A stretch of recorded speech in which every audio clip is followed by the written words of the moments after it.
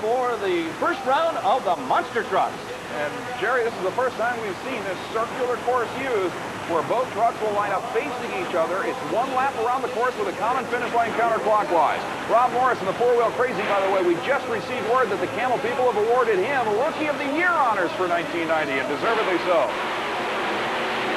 All right, a good even start. You notice how they are both running the course at the same time with a common finish line. Finish line is right there, right in the middle of the crush cars. They are halfway through. It's one lap. Now they come around the last turn, and they race to the finish line head on. Who's it going to be? Oh, man, that was too close to go. What a race. Very close. Wait a minute. It looked like Rob Morris may have had brake problems. I think he hit the wall, Jerry. Let's take another look. Whoa, man, did he hit that? You could just barely see that at the end of the course. This is another angle. As he lands after the finish line, we still haven't determined an official winner yet. Blam, man, he hits that wall. And we just got word he was the winner in that round, so he's got his work cut out for him. Oh, I don't know if he's going to be able to make it back or not. Well, here's Bigfoot, John PIANT. Big blue truck from St. Louis. He'll be going against another St. Louis entry, Ray PIORKOWSKI with Evil Force. Now, Bigfoot, the number 4 qualifier. PIORKOWSKI, remember, had problems in qualifying and finished number 8 in this 8-truck field of qualifying, lining up ever so carefully. The crewman, by the way, with the radio transceiver has a kill switch. He can shut the truck off anytime he wants. Okay, right now it's an even race. Let's watch it now at the halfway mark. Looks like Bigfoot might have gone a little wide. So did PIORKOWSKI. And PIORKOWSKI has problems. Yeah, you can see it looked like the rear wheels actually broke. And PIORKOWSKI is up against the berm, the same place he ran into problems in qualifying. And now under rules on this new course, John PIANT must wait for the lane to be cleared to complete his lap. You can see event director Tina Kelly holding him up, saying, all right, we have a block lane.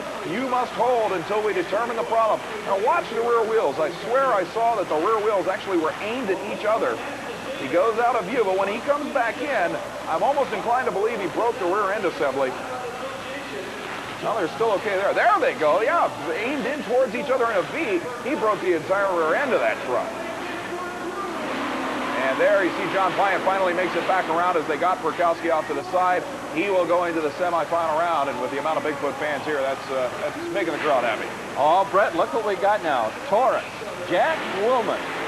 And he'll be facing none other than Fred Schaefer in barefoot. Isn't it amazing that we have gone through some 60 events this year, yet the World Championship battle comes down to one run. Now, the way this works, Jack WILLMAN, remember, intentionally qualified against Barefoot to make it in this first round pairing.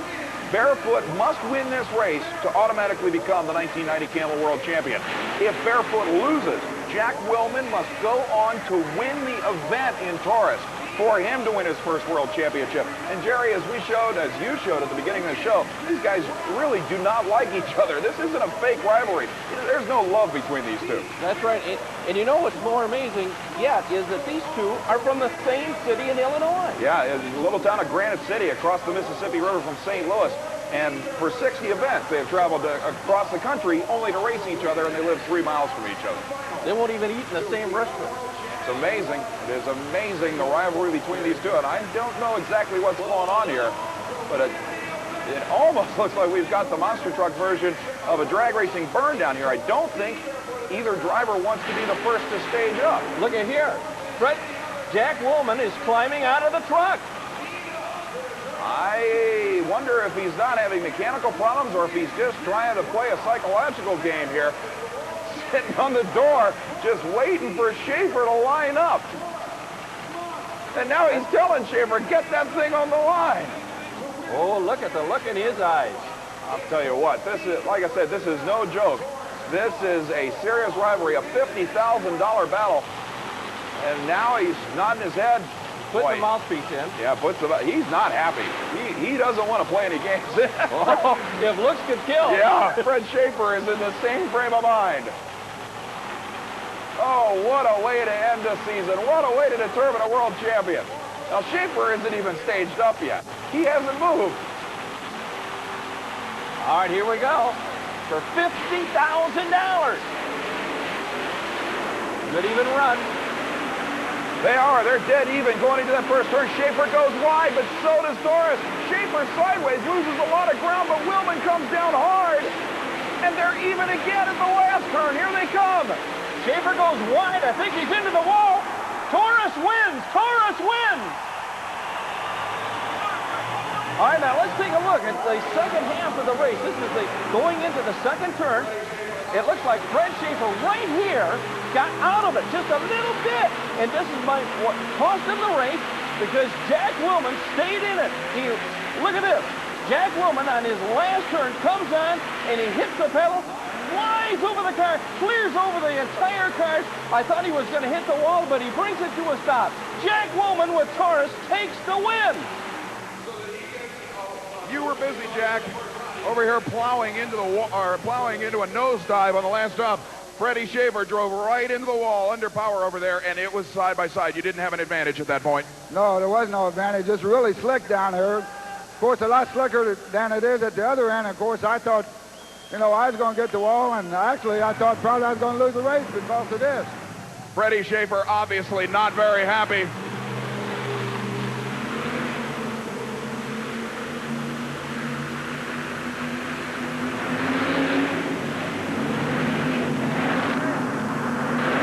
All right, Fred Schaefer going around, finishing the course. What is going on is that Fred Schaefer is finishing the lap so that he gets a losing place in the first round. He is finishing the lap so that he officially finished the run. All he had to do was cross over his finish line, and he did. He officially crossed over the run there after hitting the wall. Now, like we said, the way it works out officially is if he had beaten you, he would...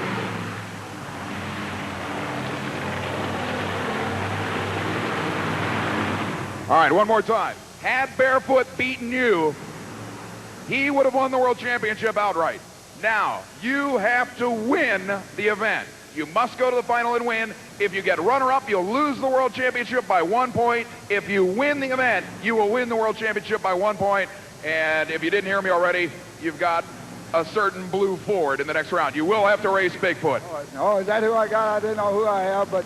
I got the first two steps. I had to qualify so I could beat him, and then I had to put him away. We got through them two, now we'll worry about the next two steps. All I can do is just try and hope.